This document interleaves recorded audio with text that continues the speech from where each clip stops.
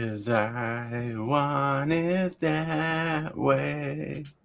Super Fast Tortoise in the show, drinking coffee, wishing you all well, because life is swell.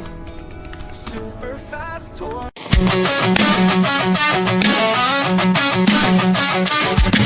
Start the morning with coffee in your cup. Time to hang out with friends and chat it up. Bring a smile and good luck. Hit that like button and let's chat it up. Good times start with us, you and me. Good morning, everybody. Good morning, welcome to the morning coffee show. Let's talk from in the shell and share good vibes and good times. Friends and trends have been the senses. Let's get a bit senseless. Welcome to the morning coffee show, where we bring good vibes and good times. Welcome to the morning coffee show with Super Fast Tortoise. Welcome to the morning coffee show, where we have the flow. Stop, collaborate, and listen. Ray is back with a brand new invention. Will it ever stop? No, it'll keep on growing. His mohawk's going to touch the ceiling in I don't know how many days. It hits the door frame of my house every single day. So, Nice. All right. Good morning, everybody. We got a crew today for a topic that I just had to do. Like last night, and I normally don't think of topics the night before, but last night I was going between two different topics, and today we landed on this topic. Ooh. Nope. And yes, it was a fun idea because it's based off factual things that have happened or have been said. And I'm like, that brings merit more than the other topic where it was just more opinion. This one's more based. Yes. But with that, hey, we got Rayman. Rayman, what's up? Where are you streaming from? how we doing, everybody? I'm streaming once again from Mr. B's Game Lounge here in scenic Pennington Gap, Virginia. Ready to do a great show. Had a great game of Magic here last night on stream with these fine folks. I didn't have this amazing backdrop. I was in a little hole to make it to where it wasn't super loud for the stream. But I'm glad to be back. I'm ready for this topic. Nice. Hey, Billy, how are you doing this morning? Doing pretty good. Had a good stream this morning and ready for the show here today. Yeah, saw you were going through some Lorem and Eclipse cards earlier. Yeah, there's one card that's really got my attention.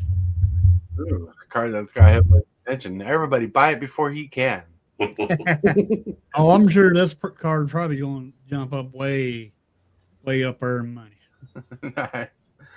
Michael, Matt Sexton, Tibalts Jones. How's it going? Doing pretty good. Recuperating from that game of Magic last night. Had a great time playing, though. Can't tell you how excited I was just to play some Magic. It's been a while. It's been too long. It's been a while since I died to you. Anyway, it was almost a game of arch enemy last night. But more than that, Tibalt, how can people support you? Oh, I don't know. Just send me cash. That's the best thing to do. If you want Magic cards or you want something for the cash you're sending in, go to darkritual.site. That's where you can find everything Tibalts Apprentice. You can find a blog there so you can feed your mind. You can find Magic cards there. If you go to my store, which is TCGplayer store, you can feed your decks. And you can just go there and use the Arcane Nexus and just feed my ego. So everything's there. Nice. Feed me. Feed me, Seymour. There we go. That's funny. And Lone Wolf, how are you doing today? Oh, I'm doing good. I got my morning nap in, so I should be ready to go for the day. Let's go. Morning naps for the win. I mean, woo. And I'm doing all right, everybody. Just letting you know, we love you all out there in chat land and everything. We think you're amazing. You think you're cool. You keep the show on going, and you make us go. We got the Lawson in chat. Say morning. Good morning. Hope you're sorting those cards pretty good and having fun.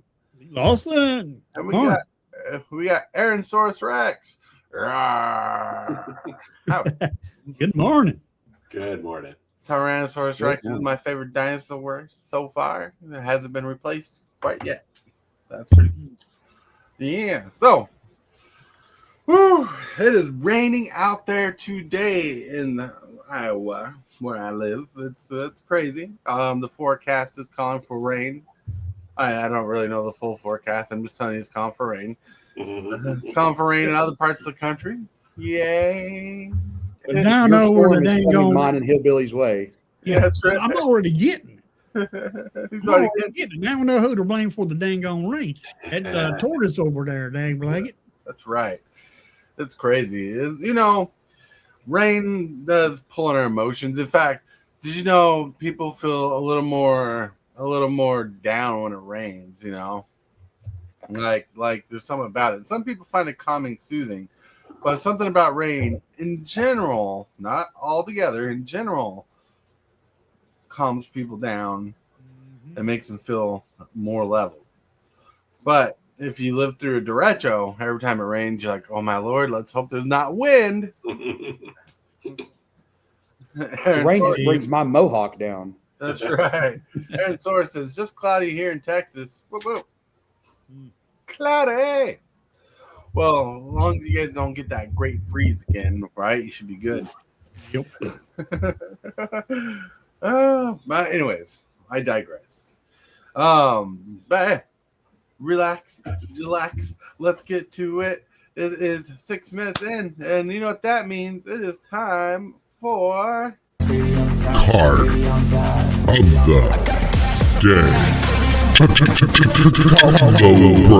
day.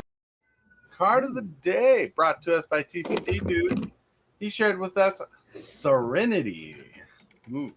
Not only a good card, that was a good show. Serenity costs a generic and white. It's an enchantment, and this is during your upkeep. Bury, when bury means destroy all that can't be regenerated, all artifacts and enchantments, Including this enchantment. Including this one. I have feelings about this card. I remember this set. I remember Weatherlight when it came out. I don't know. I think back then it was a lot better than it is now.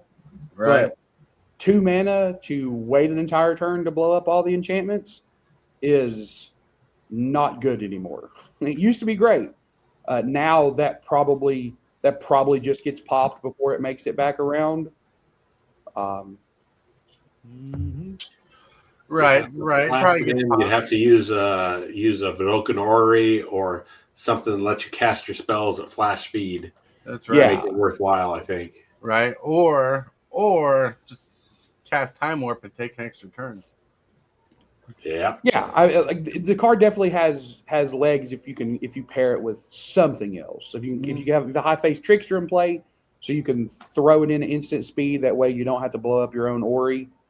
I think it's got legs if you combo it, but it by itself was good at the time, especially because there was still a lot of enchantments running around, like in Standard or Type 2 back then. Right. Type 2. I still it was think also my just deck 2 is people. Type 1 or Type 2. Me too. I remember back in the day. Well, anyways, is it just me, or does the picture make you think of Mr. Manhattan from the Watcher DC Comics? Oh, Dr. Manhattan. Dr. Yeah. Manhattan, Yeah. Kind of reminds me of that. It also kind of reminds me of Zordon. Zordon, go Huh? go Power Ranger. Yeah, it kind of reminds me of Vision. Hey, can Yeah. Oh, yeah. a lot of inspiration from different comics put in this picture. I could see that. I'm sure. Who drew this? Who did the illustrations? Cliff Nielsen. Yeah, Cliff Nielsen drew this. Yeah, that's pretty good art. It's pretty fun art. I think Serenity. I think I see what you're saying. Having the way to clock turn is an issue, but this is a board wipe for artifacts and enchantments, and as we know in our games, artifacts and enchantments can dominate a game. So this is a ticking time bomb if it works out. That's true. Yeah. It's got to be responded to. Right? It's one of those things like Oh yeah. you're playing an enchantment or artifact deck, and this hits the table. You have to have a response to this. That's right. Now, can you imagine if they designed this today? It'd probably say if this was left the battlefield, got board wide exiled and anything it would disrow, that'd be pretty cool. All right. I'm actually curious if there's any errata text on this, because this card is definitely old enough to have an errata text. Right. And listen to this. It says during your upkeep. That's before you draw your card for turn. Yeah. It is. It is. All right. With that, my friends, let's move on to the picture of the day. The picture of the day is the boys and I talking about deck building and acting like we know everything before playtesting. The funny thing is I had in the prompt a turtle and his two brothers, and somehow we got 5 turtles. I was wondering about that with some matching. I'm pretty sure that's 2 Leos and 3 Rafts. Yeah. The multiversal turtles are getting together for the most important mission of all time: building a great commander deck. That is right. They're getting ready for the TMNT set coming out in March. How are you going to stop Super Shredder? That's right. Super Shredder. Not the character, the card. Right. Super Shredder is going to be awesome. Yeah. And like my AI generation got better at making turtles, but for some reason, must be copyright reasons, they can't do 2 fingers on the turtles. There has to be 3 fingers and a thumb. Get the old Simpsons. They get the Simpsons treatment. The Simpsons. That's right. Yeah, but it's pretty cool. That's pretty cool. The artwork looks great, comparatively.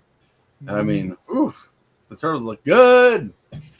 And yes, we all talk about deck building, and we all talk about now how the tips and pro tips that we have for deck building.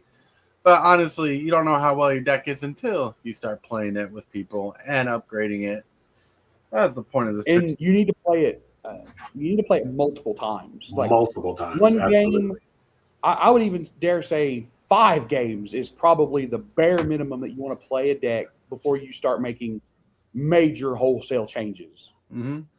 The Lawson had a comment. He said Serenity was one of the best sci-fi shows ever to never get a chance to catch on. Yeah, I watched the Half series. of D. Lawson's statement is correct. You just need to end it at shows. Serenity was one of the best sci-fi shows, period. That's all it needed to say. Didn't need the rest. That's right. It was a good show. I watched most of the series, but I lost the chance to watch the rest of it. But I ended up watching the movie that they came out with later on. It was pretty fun. All right. That was the picture of the day. Now, my friends, we got the question of the day. The question today is brought to you by Hillbilly. And I know the question of the day. It's going to be hard to answer because, you got 31 flavors. Hey, everybody. MTG Hillbilly here with the question of the day. What is your favorite commander and why? Is it your favorite commander? Man. There's more than 31 flavors. Oh man. And I made the joke about 31 flavors because sometimes my favorite commander is what I'm playing that week or have that feeling to play.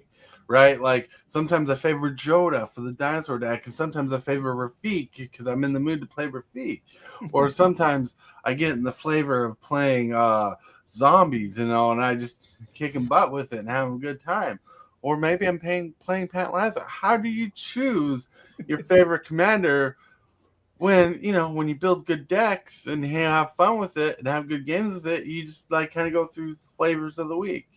And I don't know if I could pick 5, let alone 1.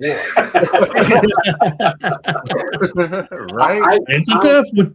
I'll go first then because I've got one. I've narrowed it down to one, and this is the flavor of the minute because it may change by the time I finish my sentence. But I'm going to say, and then my brain goes dead just like that. Let me look over here. My Planeswalker deck, why can I not remember her name? She is the Planeswalker that lets you miracle stuff.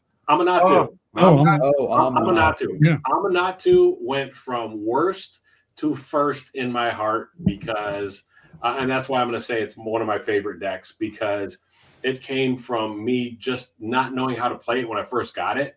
and just stumbling around and having some really bad interactions the first couple of times I played it.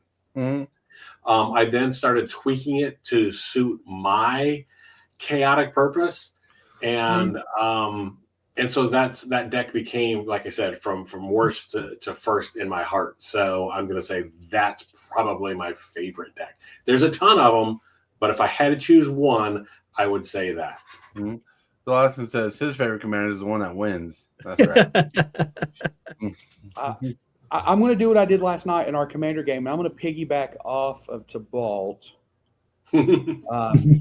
Because I think my favorite commander is one I don't even have together anymore because people absolutely hated it. And it is the Amanatu from Duskmorn, the miracle one. My favorite deck I ever built myself was a 1.5 deck that was just enchantments, and it used Replenish and Academy Rector to cheat nice things into play. And, of course, it ran Decree of Silence and Form of the Dragon and all kinds of just fun stacks pieces before we ever called stacks. So I kind of built that deck. I didn't have Form of the Dragon, obviously, because it doesn't have red in it, but I kind of built that deck that was Esper, enchantments, and I knew I had to take it apart when everybody at the table complained that they had to pay 99 mana for every single creature that attacked me. Wow. I was like, okay, yeah, this is a problem. We should probably take this apart. But the deck was it was so dumb. If you let it cook at all, you would slowly just not be able to do anything. And then when Decree of Silence and Solemnity hit the table, the game just ended effectively. Oh, yeah. You countered every spell. Yeah. Which I'm surprised Decree of Silence is still not on the ban list or the game changer list. Because it's only good if you also run Solemnity. Wow. Right. So I guess if I had to choose one commander to be my favorite, I'd have to go on the facts and statistics. So when I first got into Commander, I started building a deck around a Bant Planeswalker that was a dragon. But later on was given Rafika the Mini as my new commander replacement, and I started building the deck around Rafik. Well, a few years later, I had to end up selling off the deck, and at the time, it was a money deck. It had like really random good cards in it and stuff, and it worked for Rafik. But later on, I wanted to build the deck, and I was tightly on a budget, and I had a Rafik the Mini, and I'm like, you know what? I want to build a Rafik the Mini. So I started going through my cards and collections because back in the day, I used to have a whole lot of cards, and I found all these 25-cent cards and stuff that cost 2 mana and less, and so on and so forth. And I ended up building a powerful deck out of Rafik. Now, he's not the most powerful deck out there, but I tweaked it, ordered some infect cards that cost 2 mana and stuff like that. Deck. And it has the possibility of winning by turn 4 on like the lightning strike chance that I get nothing but infect in my opening hand, which some people have witnessed. But usually it likes to try to remove a player by turn 4 in general. So, and Rafik the Mini is one of those decks I started playing Commander with, and it's a deck I have again today. Cool. Yeah. What about you, Hillbilly? Well, let's let Lone Wolf go first. What about you, Lone Wolf? I'm going to be honest with you. I couldn't give you one favorite. I mean, I could go with one of the first decks that I ever made, which was Azuri Claw of Progress. I could go with Hearthhole because I think that deck's absolutely ridiculous. I could go with my Stacks decks. I honestly could not give you one that's my all-time favorite, though. Aaron's playing over here. Aaronsaurus Rex says Chandra is her favorite. She loves fire. Always been a Chandra fan. Cool. Ooh. Well, for me, I would have to say Mothman. Wise Mothman. For several different reasons. I lived over there in Huntington, West Virginia once. where the Mothman legend was born and everything, and was actually born there in Ohio, but it's shared the border with Ohio and West Virginia. And I got all caught up in that lore and everything, that cryptid and everything. And when I heard about the cryptid and I heard about him making the deck, I wanted the Mothman deck. Nice. And that's the reason why I got the Mothman deck. And it's in the mill. I like to mill. Mothman does the milling, and to me, it's just a fun deck. Enjoy it. Yeah, well, that's a fun deck. It can be a fun deck. One of those decks we need to go through and swap cards out of, but it is a fun deck. The milling aspect, self mill. Ooh. If my morph deck ever comes apart and the soul tie slot opens back up in my box, the Mothman will be retaking that spot. Awesome. Mothman's a fun deck. And Fallout was a good set too to buy commander decks from. For sure. But my friends, it is time to actually push on to the topic of the day. The topic has a little bit of monologue. I need to read the monologue so you guys can catch up because reading is hard. 20 lessons in 20 years is a video on YouTube. It is a video at GDC, which is basically a college lesson about game design, where Mark Rosewater talks about 20 things he learned in his 20 years at Wizards of the Coast. And one of the lessons that stood out to me still to this day, and the most, is his rant on designing cards to emotionally pull people either negative or positive on a card design. At the time, they would not print a card that people were 100% for. And they wouldn't print a card people were 100% against. They pushed for designs where people were split 50-50 on design, where 50% of people loved it and 50% of people did not like it, because it was more apt to generate more emotional conversation responses about the card and generate conversations between players. Now, I think, and I just lost my spot. There you go. I think they have taken their company image to this design philosophy, where they pick a hot topic, a way to move the company, either their stance on politics, sets, and universes beyond. They push people to be split on their high emotional level decisions. Opening conversation, people will create content, which is free advertisement, and bang, they see a boost in sales. Look at Spider-Man set. The set universally, people were against the set's design. Not about the cards, but the design, and it failed. Look at Final Fantasy. A lot of people love that set. Some people were against it and made videos about it. Best-selling set of all time. Now, if you look at a lot of their sets, it is more 50-50, where people like them or hate them, and they do better on sales than they did before. Now, I feel like our emotions are targeted for sales data, and that could be true. Because when I love a Magic product, I talk about it. You talk about what you love. You generate conversation and you spread advertisement and keep it going through social media, because social media is a thing. And that is my dialogue. He says, let's get into the topic, right? Like emotionally pulled, right? Because we are emotionally pulled in the game, especially us long-term players. We have some of us are, dang it, Bobby, we don't like the change. We don't want mana burn to go away, When I found out that happened, it blew my mind. What do you mean I don't? What do you mean I don't take 2 damage because I couldn't spend this mana? What? No, they didn't. Oh my God, they changed it. What is this nonsense? Oh yeah, they changed the legendary rule between them too. Oh yeah, yeah, that was crazy. Because, back in the day, there was only one legendary able to be out on the field altogether. Yeah, your opponent could play a copy of that legendary creature and remove both copies from the field. Mm-hmm. They did a lot of change. And there's a lot of change in Magic. And us boomers, and I call us boomers, even though we're not technically boomers because we're 80s kids and stuff. We're kind of set in the way design things are going, and we do get emotional. about when they do changes or make different products, and we do create our content, or some of us will start creating our content on thoughts and ideas, and we go out with it and we generate the free advertisement, and people will read it, they'll respond to it if they love it or like it, and they'll respond to it and generate conversation in the area. A prime example of this is a few days ago. We had a conversation about if we could design a Magic card and da-da-da. And I came up with a land design idea that I liked, which was the fetch land thing, and it generated a conversation with Ray and his group. I talked to the LGS on that FNM that night. Right.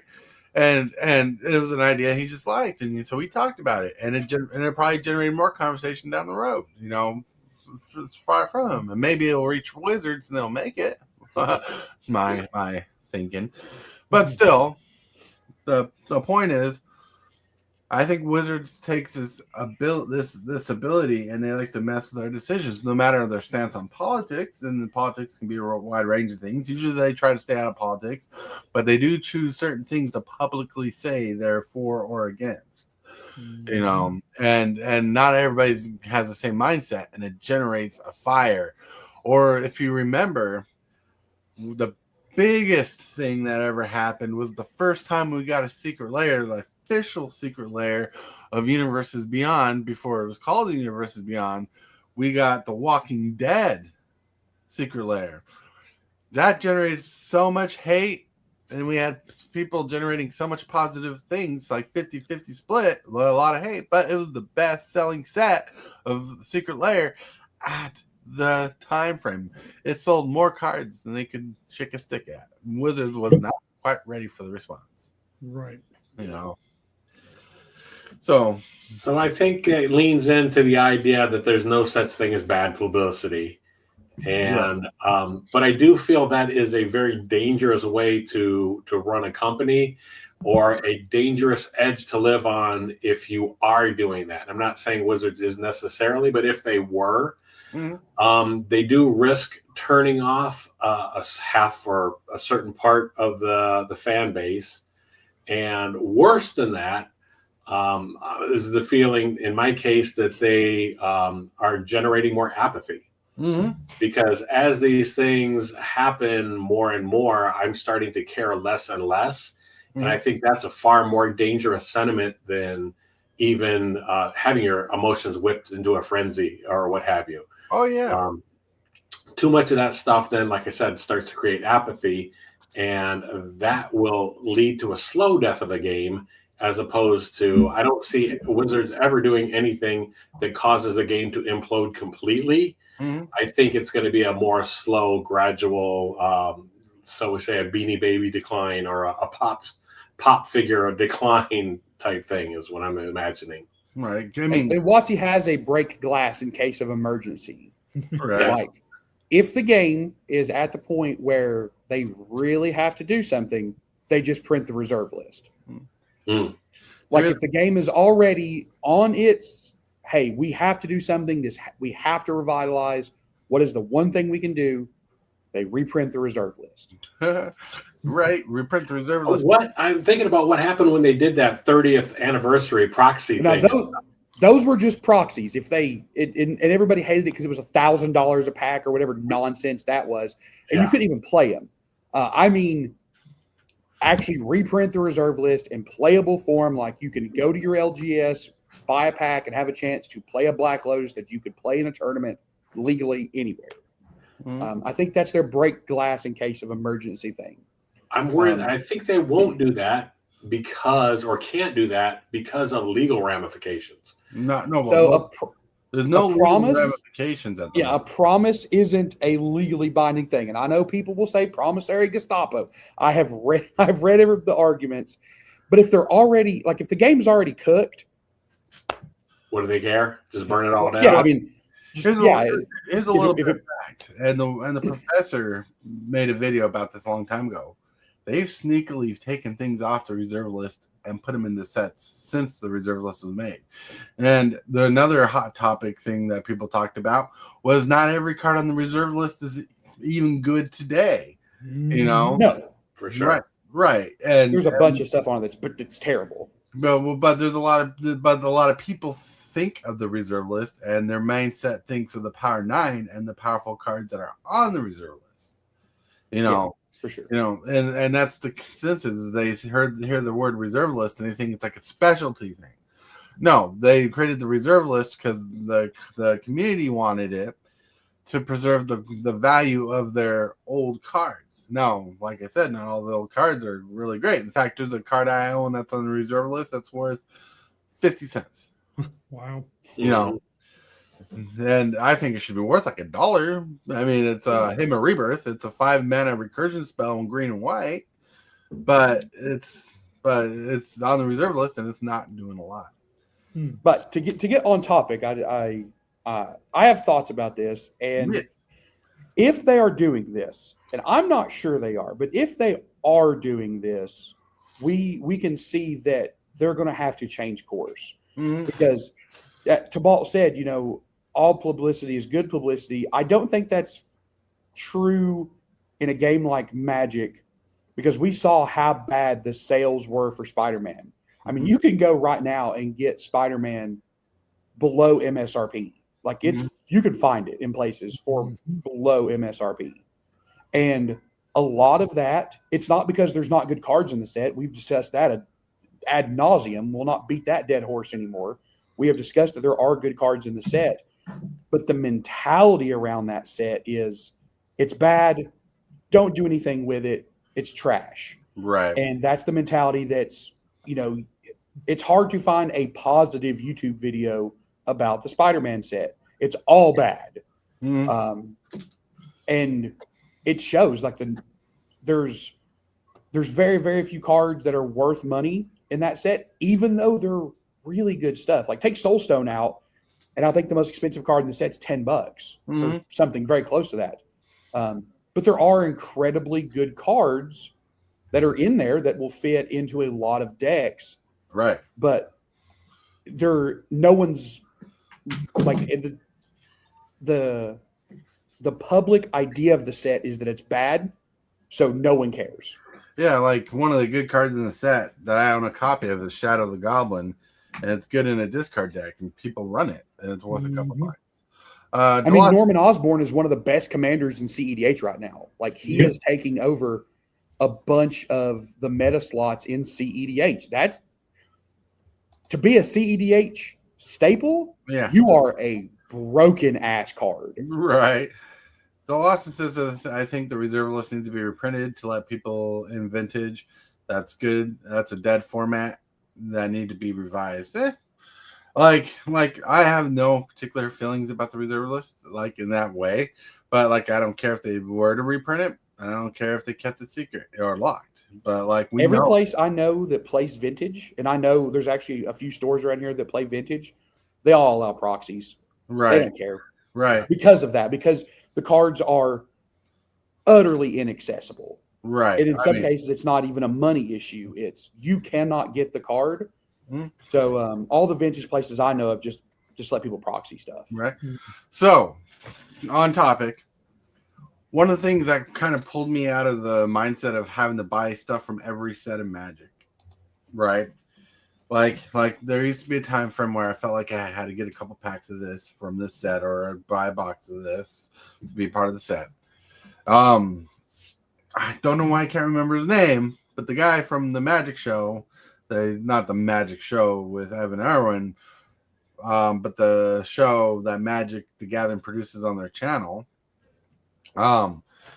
The guy said they were talking about certain sets and that people didn't like them, and they particularly said this, and I don't think they should have said it, even though it's the mindset people should have.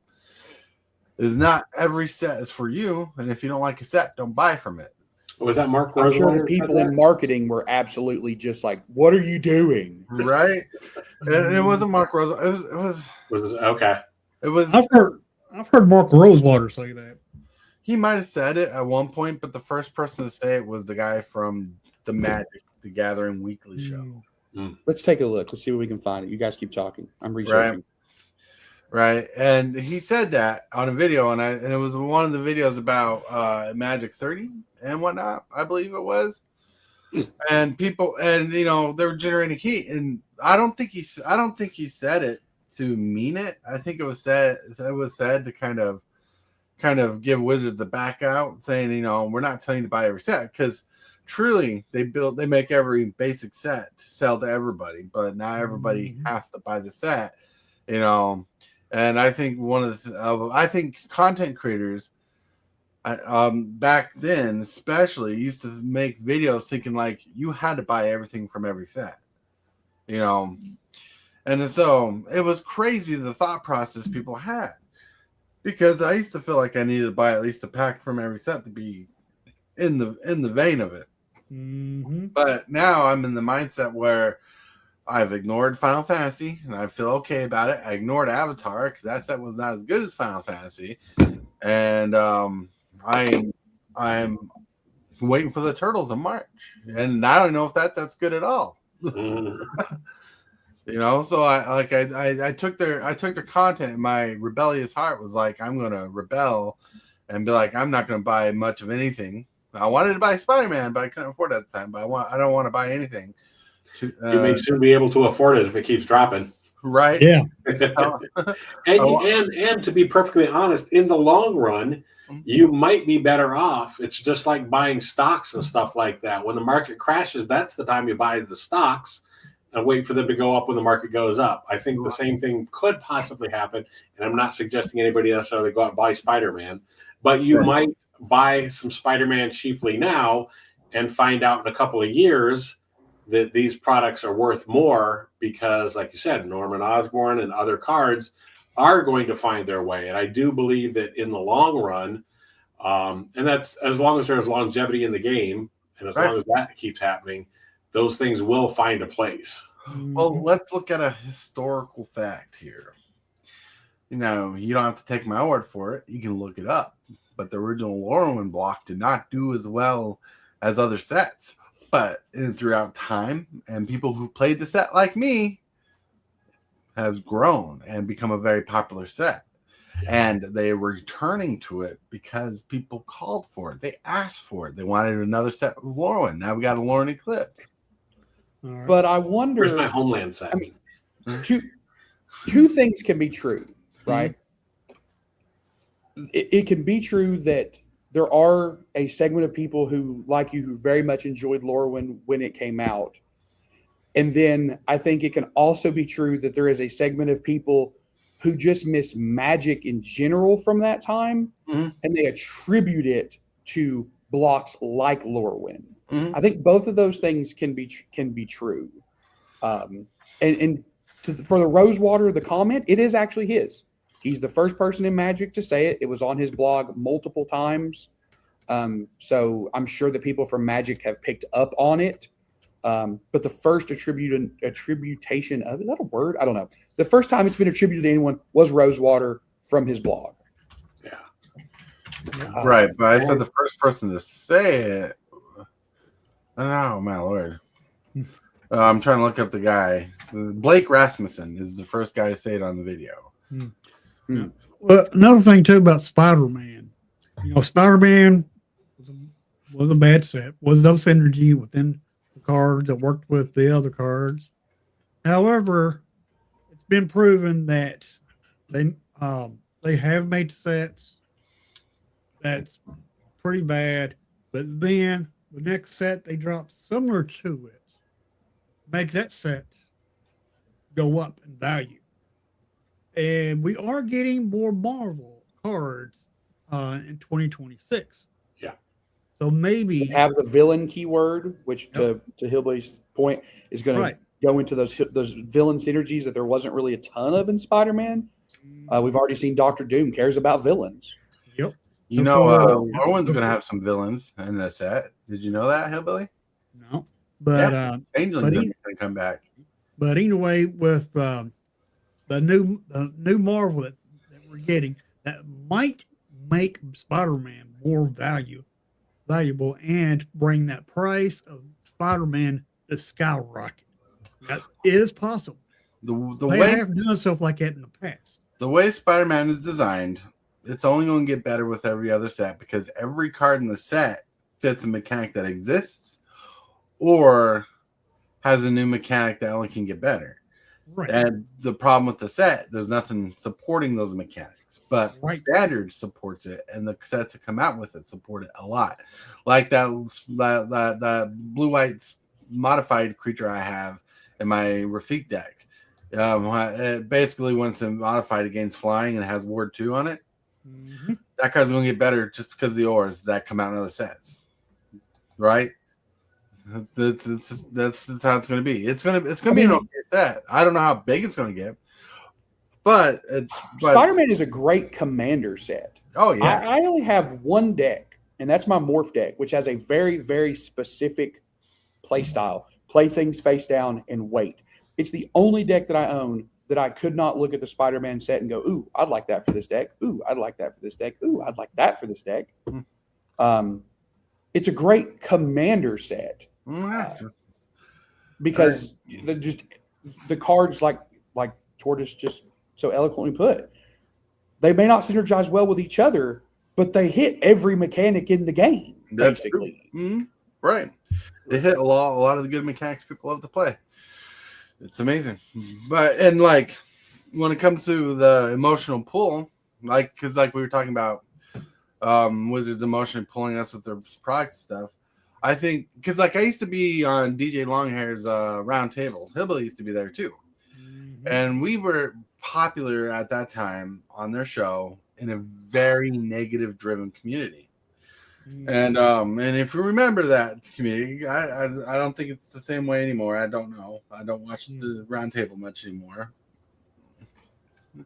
I thought he was waving to say I do. No, I have no idea who that person is. I apologize. Good, but anyways, no, we had Gaming Bob and other people on the show, and we talked negative about Magic.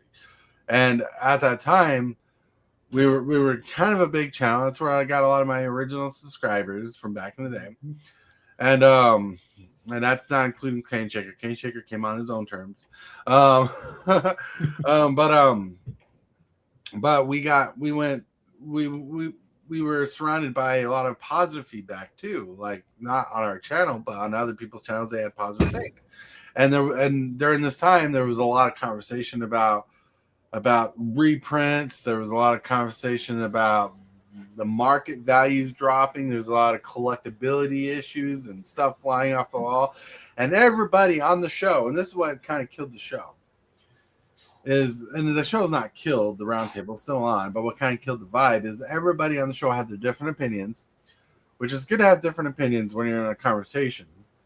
But some people in particular, I'm not going to mention names here, would get overheated with their opinions and take over the show. That's me. I'm just enraged about everything. But the stance is Wizards were, I think, during this time was playing with our emotions with it because they have people who watch a lot of social media, from small people to big people, and they do. They even mentioned that they watch it. Even Gavin Verheyden in one of his last videos mentioned that they watch us on social media. And they might not watch me in general or our show in general all the time, but I'm pretty sure they've dabbled by watching one of my episodes a long time ago.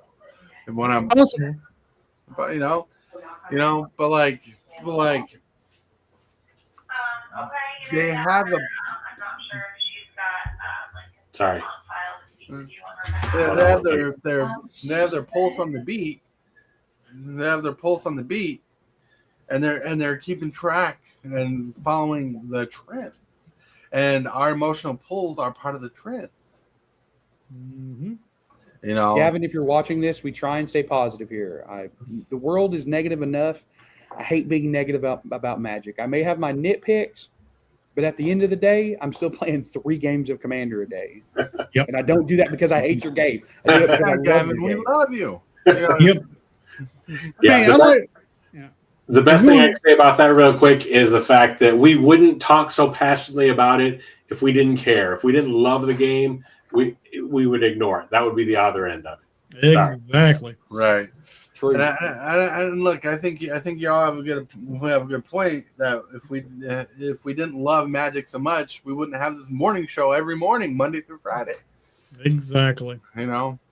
I definitely wouldn't be hauling my studio in a bag out to a shop in the middle of town at 10 a.m. That's dedication. I won't lie. I mean, like, I don't want to sound offensive here, but not getting paid and doing all that. That's insane. Anyways, some of us do it for the love of the game. We just do it for the love of the game. Now I am a Marvels fan. I did like the Spider-Man being in Magic. That was awesome. But I wanted more support for it. That's where I had the problem with Spider-Man. And I'm hoping that they will bring some more support for it with the next drop of Marvel. That's why I think Spider-Man may be dropping, they all came back and said it was a flop. Well, it might have been a flop, but it might have been a flop right then and there. Mm-hmm. But when they drop that next set, it may just shoot up. Mm-hmm.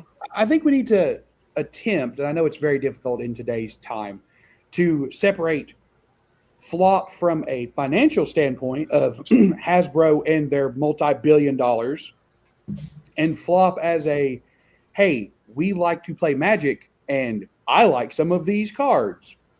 Because, look, there are sets out there that are utter flops that I bet people couldn't name 5 cards from because they're all bad, right? You might get 2 or 3. You ain't getting 5, and that's out of a 300-card set. The Spider-Man, I think there's probably 35 to 40 incredibly good cards that could fit into so many decks. Again, maybe not standard. Maybe I'm just looking at it from Commander. But a flop to them and a flop to us is so different. Look, even a TV show could flop. Doesn't mean somebody didn't love it. Right. We just talked about Serenity at the beginning of the show. That's right. That's what we call a callback. That's right. But still, like I love Spider-Man. It's fun. But but I think Wizards of the Coast looked at people looked at it. But even when Wizards of the Coast came out, they acted like they knew it was gonna flop because they're like, oh, it was supposed to be like a Assassin's Creed small set with no commons in it and stuff. But we've kind of basically, I'm paraphrasing, we panicked, didn't want a small set like that, so we added cards to the set. So we made commons and a couple more rares and stuff and added to the set. And I'm going to go out on a limb and say that WotC didn't panic. I think Marvel panicked. Probably. Disney is very protective of their IP. Oh, yeah. And I don't think they wanted to see something attached to them, especially in Magic, which is a very big IP flop. Right. But like we don't know everything that went to the contracts. But we know we probably never will. Do you know Disney's making a little bit of money off the deal? Oh, a little bit. I'd say Disney's making a small fortune off of it. but I like when it comes to the next Marvel set, I think they're going to treat it differently. Spider-Man, they changed it sporadically. They even mentioned that they're spending more time on the set. Look at the cards that spoiled. They put more thought into the Marvel set coming out. So we'll see. I think 2026 is going to show us the true colors of Magic's marketing because we're starting with Lorwyn. I love the fact they tell us what's coming, right? Like I couldn't tell you this cat was coming into my room at the moment, but they tell you what's coming, so you know what to expect. For people like Ray, it lets you know what the wallets to expect. Yeah. I think also here we're still in a space where they're learning from what they can do and what they can't do. I think Wizards, I think when it was a Richard Garfield game, we have a certain amount. Then we went to Wizards of the Coast. Then we went to Hasbro. And I think there's a learning curve with each one of those. And I think things will get hammered out. And each company is exploring how far they can go with each thing. So as long as there's longevity in the game, I think they're going to still work things out. And hopefully they're not going to do anything that's going to break it in the meantime. I don't think they can. But they'll learn from their mistakes. A lot of things that went into this with the Spider-Man set and stuff was changes that were made at the last minute, trying to pivot and capture all parts of the market. You can't do that. I love the Bruce Lee quote, which is have the courage to be disliked. So I think they can lean into certain aspects of that, make some mistakes, and correct it and do it even better the next time. And probably that's what's going to happen with Marvel or with the Marvel set. And we've seen that they can make extraordinarily good and balanced cards. I mean, the secret layer that they put out, all 5 of those cards are phenomenal. Mm-hmm. They're all very good. I don't think any of them are broken. I think they're all incredibly well balanced. They're very fun to play. They're all thematic. I mean, Iron Man is one of the most thematic UB cards they've ever made.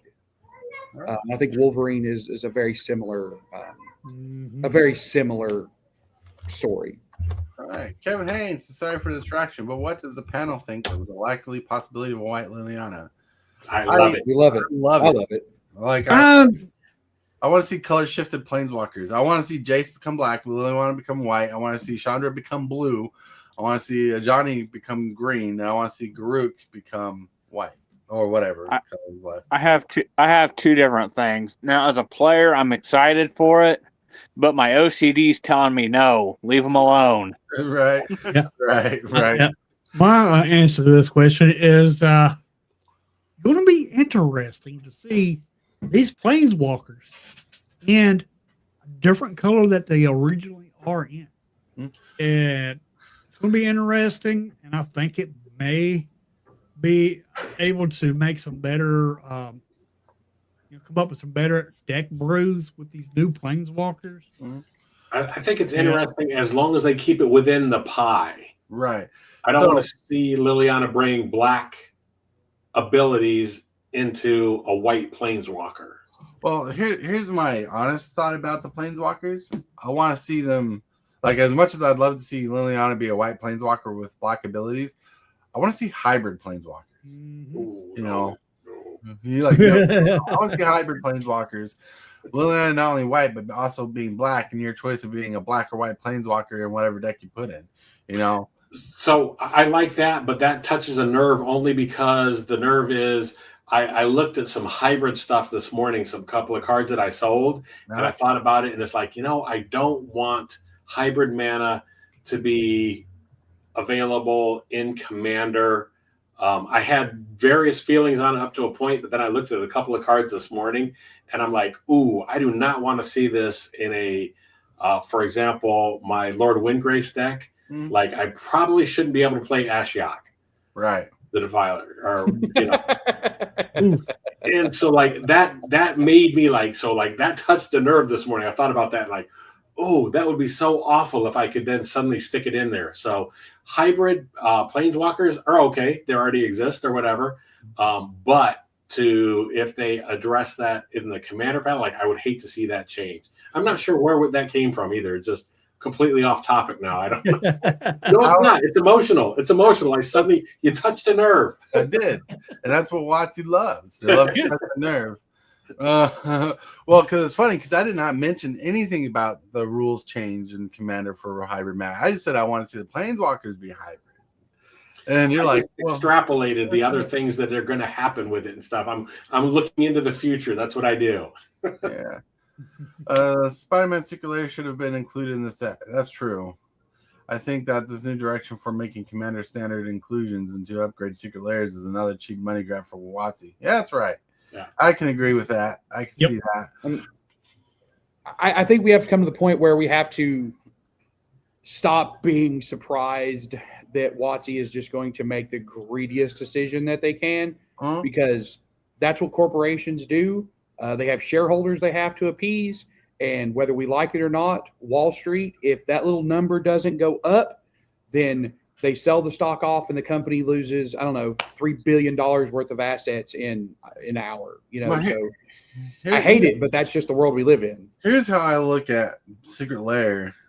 Secret Lair is the generic brand of food at the store, right? You go to Walmart and you buy great value mustard. Walmart gets more money out of that because they spent less money making it. Mm-hmm. Secret Lair is not selling through a store; it's selling through WotC directly. So they're cutting through different ties that they're making more of their money back. You know, They do sell Secret Lair in stores.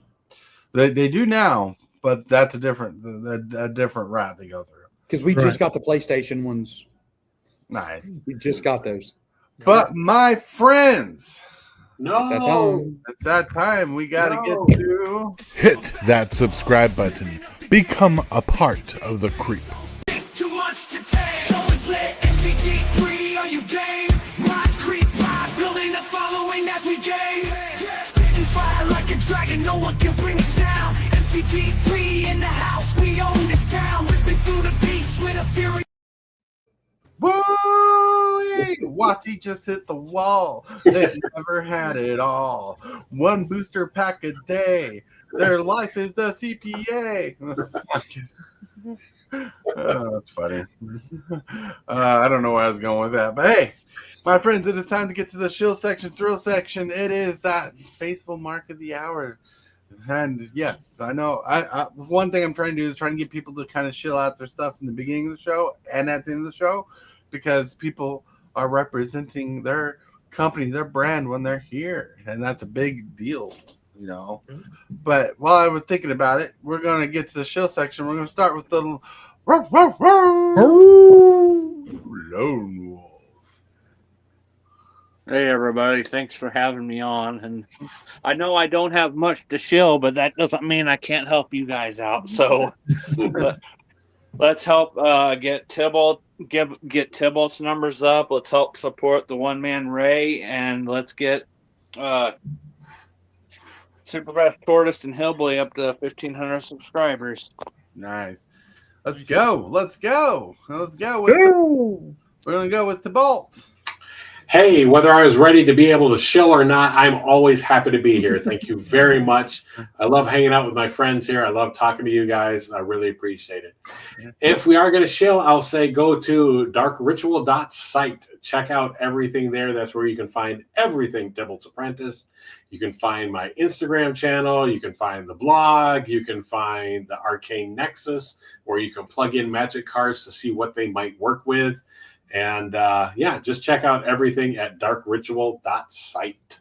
Darkritual.site. It's not a dating site. All right, let's go to the TheoneRAYman. Hey guys, thanks for having me on. Thanks everybody who is watching. Again, I am here at Mr. B's Game Lounge. We're doing a lot of stuff. We finally have our first live stream tonight. I've got it right here in this thing. We're doing Brewing at the Bees. We're going to have our deck text tonight. That's 6 p.m. Eastern time.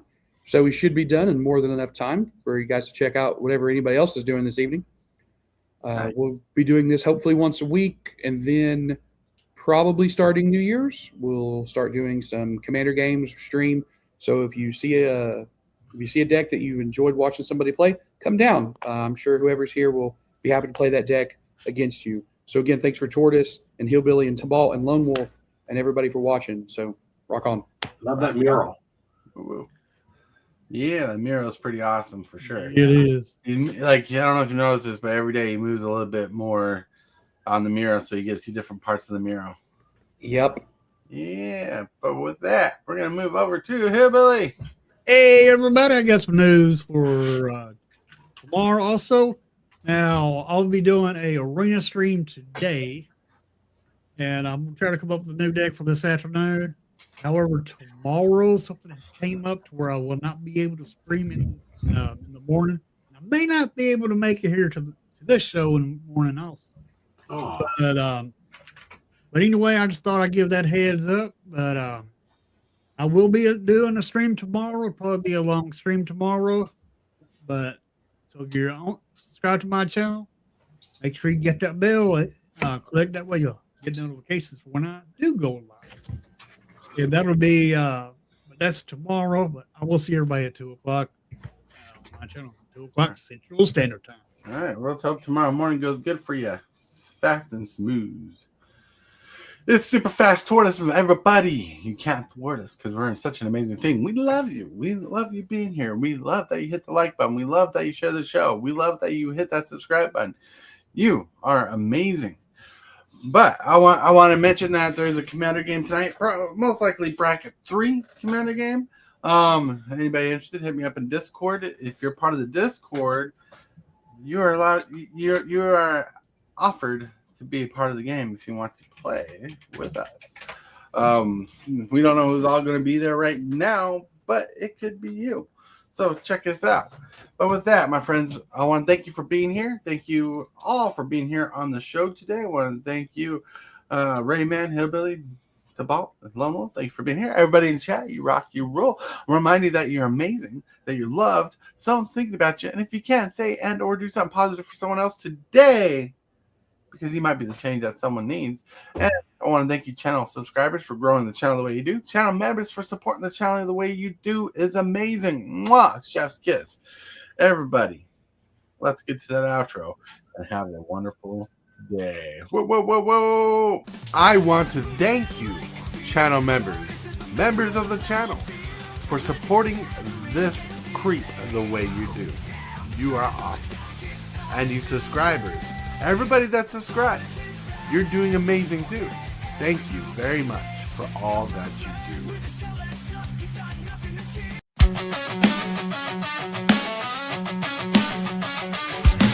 Start the morning with coffee in your cup. Time to hang out with friends and chat it up. Bring a smile and good luck. Hit that like button and let's chat it up. Good times start with us, you and me. Good morning, welcome to the morning coffee show. Let's talk from in the shell and share good vibes and good times. Friends and friends that bend the senses. Let's get a bit senseless. Welcome to the morning coffee show, where we bring good vibes and good times. Welcome to the morning coffee show.